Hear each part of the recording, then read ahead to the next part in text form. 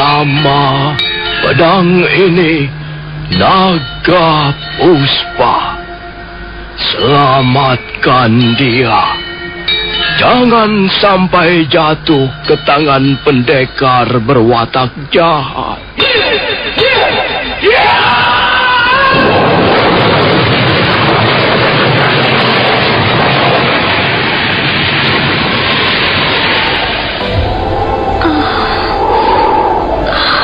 Kakang Kamandanu, kau masih juga tidak percaya bahwa aku mencintaimu. Mesin, maafkan aku, Mesin. Mesin. Mesin!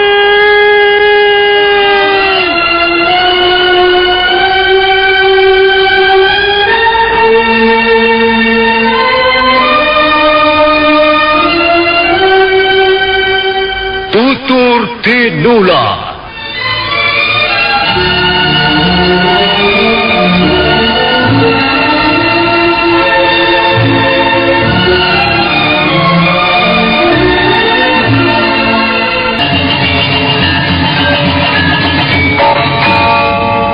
Sandiwara ini didukung oleh pemain-pemain radio yang sudah ternama. Ferry Fadli, Ivone Rose, dan Eli Ermawati.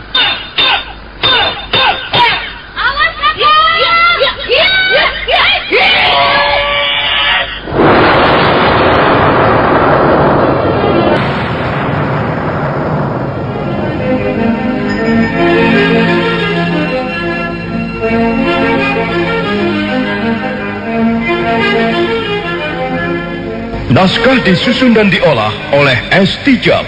Hiasan musik dan sutradara C. Ispriyonoka. Kali ini mengetengahkan episode ke-7 dengan judul Mata Air di Tanah Gersang.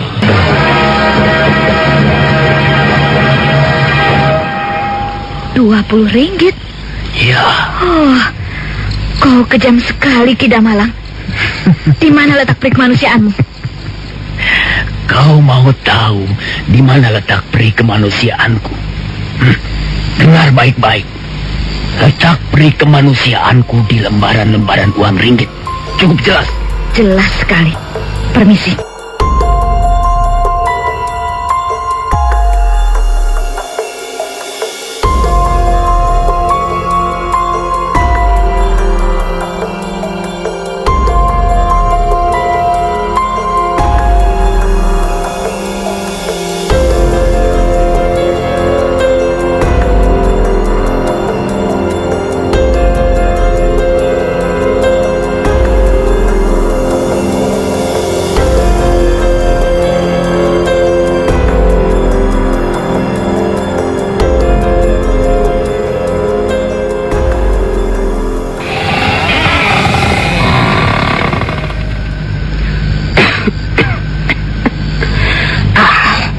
Kau keterlaluan sekali, Pak. Hah? Mengapa kau tidak mau menolong orang itu? Dia juga tidak mau membayar aku. Kau meminta bayaran terlalu tinggi, Pak. Hah? Tidak sembarang orang mempunyai uang sejumlah itu. Kalau dia tidak mempunyai uang sebanyak itu, ya aku tidak memaksa. Dia boleh mencari tabib yang lain. Ya, baiklah. Kalau memang seperti itu sikapmu, Pak. Sudahlah, Nyi. Kau tidak usah ikut campur. Oh iya, bagaimana sakitmu? Apakah sudah lebih enteng rasanya? Sudah agak lumayan, Pak. Obat yang kau berikan sudah ku minum 2 kali. Iya, kau harus terus meminumnya sampai sembuh. Kau dari mana saja, Pak? Biasa, dari rumah Ki Surabaya. Kau pasti berjudi lagi. Iya, aku memang baru saja berjudi. Bukankah kau sudah tahu sejak lama bahwa suamimu ini memang seorang penjudi? Kau pasti kalah lagi, Pak. Kau tidak mendukung aku, Nyi. Kau tidak memberiku semangat. Itulah sebabnya aku kalah. Kemarin aku sudah menang hampir 50 ringgit, tapi tiba-tiba nasibku berbalik. Dari kemenangan 50 ringgit, akhirnya ludes semua. Itu cerita lama. Kau tidak pernah menceritakan hal-hal yang baru, yang bisa mengembirakan keluargamu. Cerita seperti itu sudah sejak dulu kau paparkan setiap kau pulang dari meja judi. Baru saja menang banyak. Tapi kemudian kalah lagi. Bukankah itu cerita lama, Pak? Sudahlah, Nyi, cukup. Aku tidak ingin mendengar olok-olok seperti ini. Sekarang ini, aku justru sedang mempunyai persoalan yang sangat rumit. Aku butuh pertimbanganmu, Nyi. Bukankah kau biasa memutuskan segala sesuatu sendirian saja, Pak? Pertimbangan apa lagi yang kau harapkan dariku?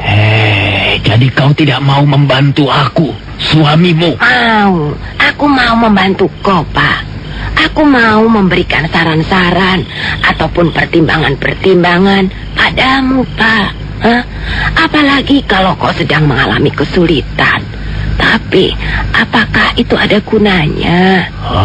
Nyi, kalau kau tidak mau bersikap lunak, aku akan memutuskan sendiri persoalan ini. Dan kau jangan menyesal nanti. Ada persoalan apa? Aku punya hutang hampir 30 ringgit pada Ki Surabaya.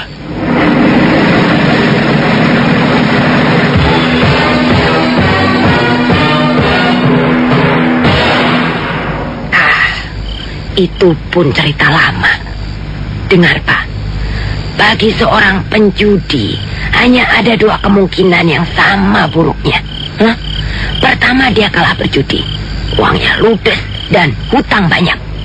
Kedua, dia menang berjudi, tapi itu pun tidak banyak manfaatnya. Karena dia harus membayar kemenangan itu dengan kekalahan-kekalahannya yang terdahulu. Tapi baik menang ataupun kalah, seorang penjudi tetap saja akan kalah. Seorang penjudi adalah seorang yang paling merugi, Pak. Sudah, Nyi. Kau kok malah berkhotbah segala. Kau ini seorang perempuan, kau istriku, kau tidak perlu berkhotbah di depanku. Jangan sok pintar. Aku adalah kepala keluarga di rumah ini. Kau memang kepala keluarga di rumah ini. Kaulah yang berkuasa di sini. Sekarang, apa yang kau inginkan dari istrimu, Pak? Begini. Aku baru saja mengikat perjanjian dengan Ki Surabaya. Perjanjian apa? Ya, perjanjian hutang piutang. Ki Surabaya bersedia menghapus hutang-hutangku, tapi tentu saja ada syaratnya, ada imbalannya, ada gantinya, ada nilai tukarnya. Apa syaratnya, Pak? Syaratnya, aku harus menyerahkan tali-tali.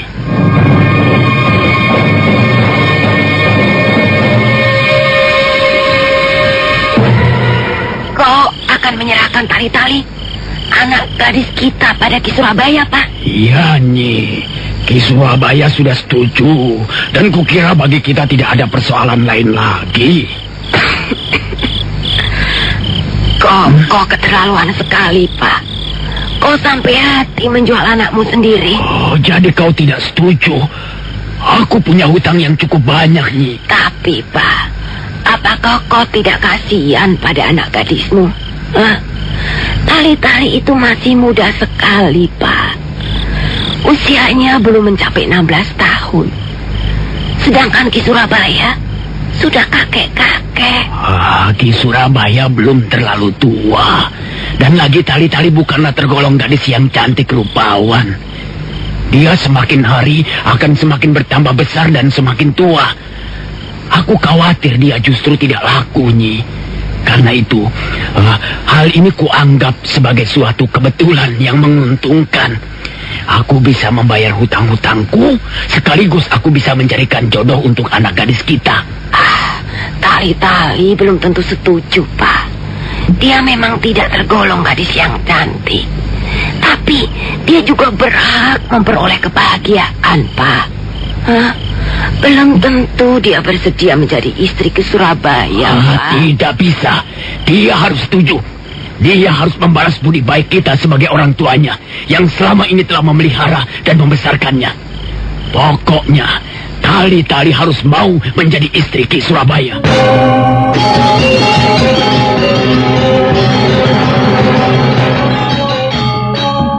Sudahlah, Sekawuni. Kau tidak perlu bersusah payah mencari seorang tabib. Kau ini memang seorang laki-laki yang menyebalkan. Kau tidak mau menghargai kebaikan orang lain. Aku sudah bersusah payah ke sana kemari mencari tabib, dan sekarang kau berkata begitu.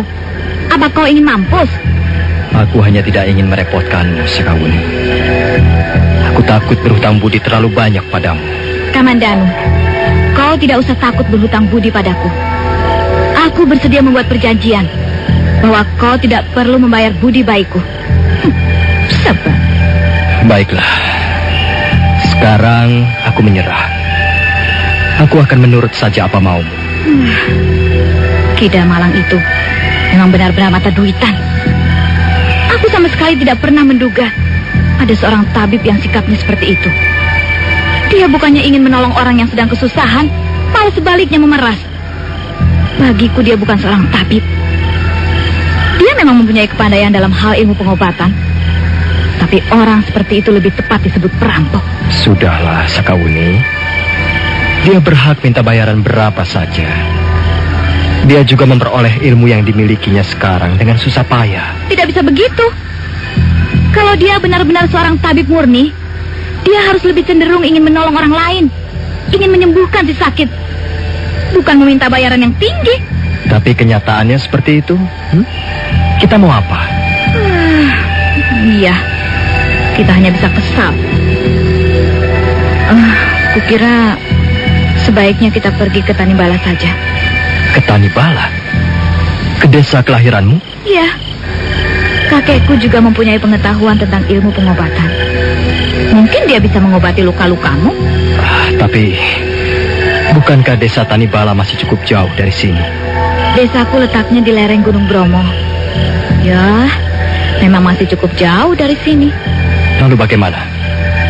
Apakah kita akan berangkat besok pagi? Iya, kita lihat saja besok pagi. Aku mendengar ada suara langkah-langkah manusia mendekat. Kau tunggu saja di sini, Kamandanu. Aku mau melihat siapa orang itu.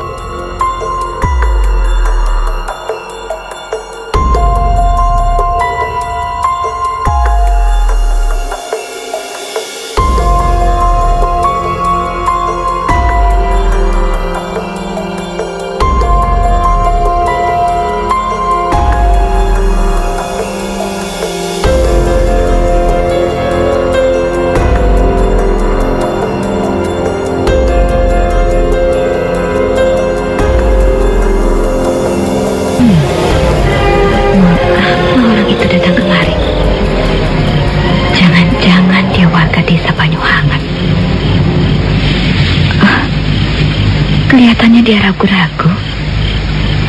Nah, dia berdiri di bawah pohon yang rindang. Sepertinya dia ragu-ragu untuk meneruskan niatnya. Pasti orang itu bermaksud tidak baik. Awas kau. Jangan main-main kau dengan Sekawuni.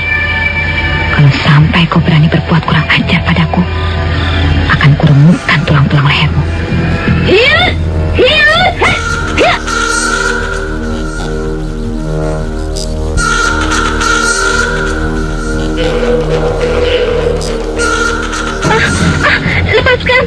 Lepaskan aku. Lepaskan. Akan kuremukkan tulang-tulangmu. Lepaskan. Aku tidak bermaksud jahat. Aku tidak bermaksud jahat.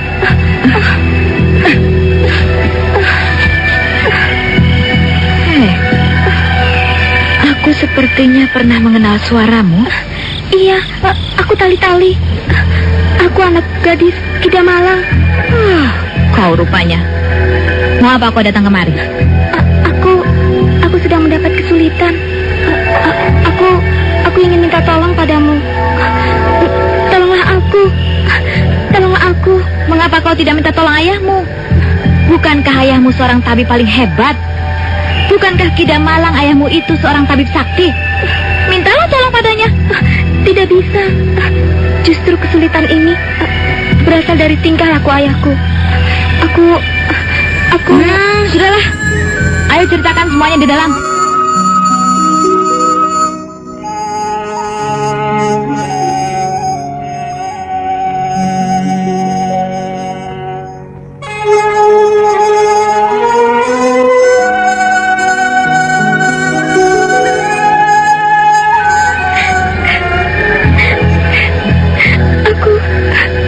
Aku dipaksa menjadi istri Ki Surabaya. Siapa yang memaksamu? Ayahku sendiri. Ayahku kalah berjudi. Dia punya hutang banyak sekali pada Ki Surabaya. Dan aku akan diserahkan pada Ki Surabaya untuk membayar lunas hutang-hutangnya. Tolonglah aku. Tolonglah aku. Aku tidak mau menjadi istri Ki Surabaya. Rupanya ayahmu bukan hanya seorang tabib sakti. Rupanya Kida Malang juga gemar menjual anak gadisnya sendiri. Tolonglah aku. Aku tidak mau pulang. Aku takut besok pagi aku akan dibawa ayahku ke rumah Ki Surabaya. Baiklah. Kau tidak perlu takut. Kamandanu, bagaimana pendapatmu? Kalau saja aku tidak sedang terluka, aku pasti akan menolongnya. Apapun alasan Kida Malang, dia tidak seharusnya menjual anak gadisnya sendiri. Perbuatan seperti itu sungguh-sungguh tercela. Iya, sikap orang tua seperti itu tidak pantas disambut dengan baik. Dia sama saja menganggap anak gadisnya barang dagangan. Dia sama sekali tidak memikirkan masa depan dan kebahagiaan anak gadisnya. Ya, baiklah. Kalau kau takut pulang ke rumahmu, kau boleh menginap di sini. Terima kasih. Terima kasih atas pertolonganmu. Dan ini aku bawakan obat pemunah racun milik ayahku. Mungkin obat ini tidak bisa menyembuhkan luka-luka temanmu itu.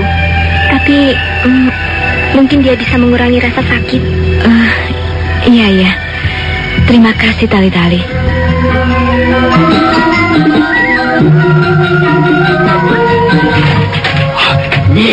Nyi, bangun Nyi, bangun, cepat bangun Nyi. Nyi, Ada apa, Pak? Ada apa? Goblok, kerjamu hanya tidur saja.